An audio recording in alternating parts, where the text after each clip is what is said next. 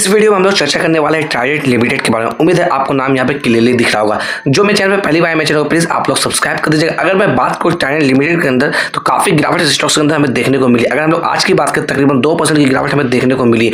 अभी हम लोग करंट प्राइस की बात करें तकरीबन 25.28 के आसपास क्लोजिंग हमें देखने को मिली है। अगर मैं रिटर्न आपको दिखाने की कोशिश करूँ पिछले कुछ सालों में क्या कुछ रिटर्न इसके रहे हैं, मैं ऐसा नहीं कह रहा हूँ कि यही रिटर्न आपको आने वाले समय में मिलेगा, बट मैं आपको सिर्फ 5 परफॉर्मेंस दिखाने की कोशिश कर रहा हूँ। यहाँ पर देखिएगा पिछले 5 सालों में जबरदस्त रिटर्न्स बना के इसने दिया, तकरीबन 363% का रिटर्न्स बना के दिया था।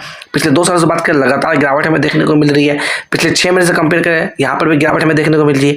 पिछले 1 साल से बात करें यहाँ पर भी गिरावट हमें देखने को मिली है। अगर हम लोग पिछले 1 महीने की बात करें यहाँ पर 18% की गिरावट हमें देखने को मिल रही है। अगर मैं बात करूँ इसके अंदर डिविडेंड को लेकर तो डिविडेंड ये continue year on year basis पे आपको देती भी आ रही है।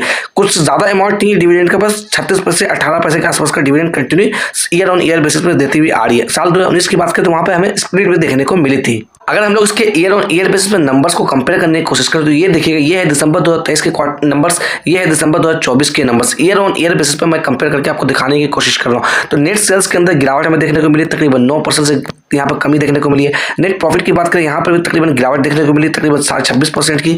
अगर मैं बात करूँ ऑपरेटिंग प्रॉफिट की तो यहाँ पर भी 18% की गिरावट हमें देखने को मिली। वही कंपेयर करें हम लोग क्वार्टर ऑन क्वार्टर बेसिस पे तो आप देखिएगा क्या यहाँ पर सिचुएशन रही है। अगर सितंबर 2024 के क्वार्टर को कंपेयर करें दिसंबर 2024 से तो यहाँ पर तकरीबन 2.5% गिरावट हमें देखने को मिली नेट सेल्स के अंदर। अगर नेट प्रॉफिट के अंदर बात करें यहाँ पर भी तकरीबन 4% की गिरावट हमें देखने को मिली है। ऑपरेटिंग प्रॉफिट की बात करें यहाँ पर 5.5% की गिरावट हमें देखने को मिली।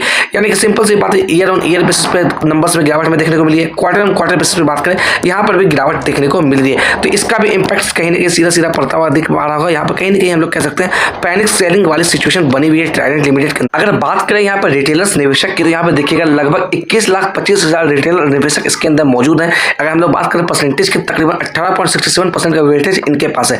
यानी कि 2 लाख से कम की इन्वेस्टमेंट अमाउंट की मैं बात कर रहा हूँ। यानी कि अगर आपके पास सिंगल एक शेयर भी होगा तो आप इसी कैटेगरी के अंदर आते हुए दिख रहे होंगे। तो देख पा रहे हैं नंबर ऑफ शेयर होल्डर कितने हैं, 21,25,271। तो समझ पा रहे होंगे बड़े क्वांटिटी में यहाँ पे छोटे निवेशक इन्वॉल्व है इस स्टॉक्स के अंदर। अगर हम लोग स्कोर कार्ड की बात करें अकॉर्डिंग टू टिकट परफॉर्मेंस यहाँ पे लो नजर आता हुआ दिख रहा है। वैल्यूएशन की बात करें तो हाई नजर आता हुआ दिख रहा है। ग्रोथ की बात करें तो लो नजर आता हुआ दिख रहा है। अगर एंट्री पॉइंट की बात माने तो यहाँ पर गुड नजर आता हुआ दिख रहा है। तो मैं यहाँ पे कहना चाहूंगा सिंपली अगर आप फ्रेश खरीदारी करना चाहते हैं या एवरेज आउट भी करना चाहते हैं तो अपने फाइनेंशियल एडवाइजर से संपर्क करें, तभी किसी तरीके का डिसीजन लीजिएगा।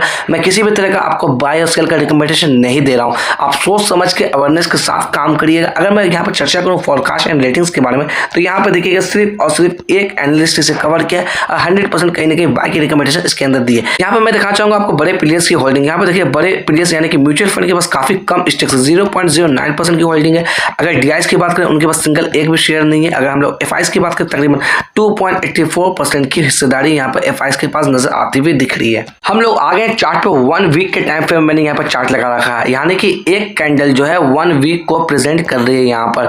तो यहाँ पर सबसे पहले मैं बात करूंगा इसके ऊपर, आप कुछ पैटर्न्स आपको नजर आते हुए दिख रहे हैं। ये जो आप पैटर्न्स दिख रहे हैं इसके अंदर मैंने इंडिकेटर लगा रखा है। ये इंडिकेटर जो मैं लगा रखा हूँ पब्लिकली अवेलेबल है ट्रेडिंग व्यू के प्लेटफॉर्म पे, आप जाके वहां पे खुद से भी चेकआउट कर सकते हैं। सबसे पहले कुछ इंपॉर्टेंट चीजों को लेकर चर्चा करें तो आज के दिन इसके अंदर काफी शानदार वॉल्यूम हमें देखने को मिली, तकरीबन 72 लाख की वॉल्यूम हमें देखने को मिली। अगर बात करें आप डिलीवरी ऑफ परसेंटेज की, तकरीबन 38% की डिलीवरी उठाई गई इस स्टॉक्स के अंदर। अगर मैं बात करूं ये स्टॉक्स 50 डीएमए की क्या वैल्यू आती हुई दिख रही है, यानी कि 50 डे मूविंग एवरेज की वैल्यू की बात करें लगभग 30 रुपए के आसपास आती हुई दिख रही है। इसके नीचे ट्रेड करता हुआ दिख रहा है। साथ ही साथ चर्चा करें हम लोग 200 डे मूविंग एवरेज की वैल्यू क्या आती हुई दिख रही है, तकरीबन 33 रुपए के आसपास आती हुई दिख रही है। तो इसके नीचे भी ट्रेड करता हुआ दिख रहा है। तो आपको सिंपली अवेयर होकर काम करना, ये कितना गिरेगा कहना बहुत ही मुश्किल है। जब तक बाजार के अंदर किसी भी तरह की पॉजिटिविटी वाली साइन नहीं आती तब तक मे भी कहीं ना कहीं इसमें गिरावट हमें देखने को मिल सकती है। आज के दिन बात करें ऑलमोस्ट 2% की गिरावट स्टॉक्स के अंदर देखने को मिली। तो आप ये जो पैटर्न्स देख रहे हैं यहाँ पर मैं आपको दिखाने की कोशिश करूँ, ये जो शेडेड पैटर्न्स देख रही है कहीं ना कहीं हमारा रिजेक्शन लेवल्स है। ये पैटर्न्स मैं अपनी तरफ से ड्रॉ नहीं किया, ये पैटर्न्स मैंने इंडिकेटर की मदद से यहाँ पर शो करने की कोशिश कर रहा हूँ। और नीचे में अगर मैं थोड़ा कैंडल को जूम इन कर दूं तो मे भी आपको अब क्लियरली दिखाई दे रहा होगा। ये जो आप लेवल्स दिख रहे हैं ये इसके लिए कहीं ना कहीं सपोर्ट्स का लेवल आता हुआ दिख रहा है। अगर मैं इस जोन की बात करूं तो ये जोन आता हुआ दिख रहा है तकरीबन 16 रुपए के आसपास का। नेक्स्ट लेवल्स की बात करूं ये जो लेवल्स दिख रहे हैं ये तकरीबन आता हुआ दिख रहा है आपको 12 रुपए के आसपास का। अभी हम लोग बात करें तो 25 रुपए के आसपास ट्रेड होता हुआ दिख रहा है। तो इस लेवल से कहीं ना कहीं ये आपका सपोर्ट नजर आता हुआ दिख सकता है। मैं यहाँ पे किसी भी तरह का श्योरिटी नहीं दे रहा हूँ कि ये इसी लेवल के आसपास सपोर्ट बनाने की कोशिश करेगा। मे भी हो सकता है कि ये थोड़ा गिरावट दिखाए, यहाँ से कहीं ना कहीं अपसाइड का वापस से मूव हमें देखने को मिल जाए, या फिर यहीं से कहीं ना कहीं बायस एक्टिव हो अपसाइड का मूव हमें दिखाने को मिल सकता है। तो होने को कुछ भी हो सकता है। आपको मेंटली तौर पर प्रिपेयर होना चाहिए। अपने कैपिटल के हिसाब से रिस्क लीजिएगा, ज़्यादा जल्दबाजी में आपको डिसीजन नहीं लेना, क्योंकि बाजार के अंदर देखा जाए तो काफ़ी गिरावट हमें देखने को मिल रही है।